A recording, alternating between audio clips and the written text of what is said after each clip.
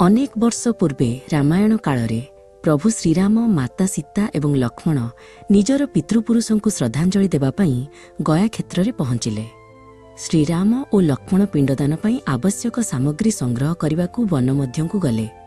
माता सीता एकुटिया फल्गु नदी कूल बसी सेमानंक फेरिबा बाट को अपेक्षा कले।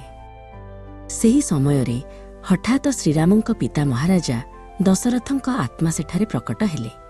से अत्यंत क्षुधित थिले एवं सीता को कहिले, माँ मोते शीघ्र पिंड प्रदान कर, मु आउ अपेक्षा करि पारु नाही।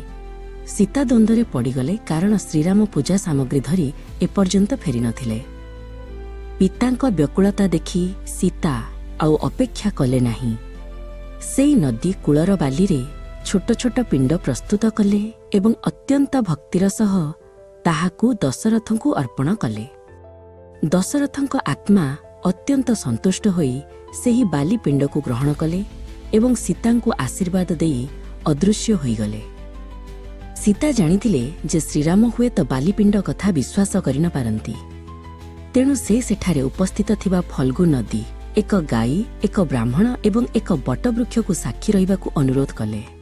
से समस्तंकु प्रार्थना कले जे सेमाने जेपरि श्रीरामंक आगरे सत्य प्रकाश करंती। किछि समय परे श्रीराम और लक्ष्मण पूजा सामग्री धरी फेरिले।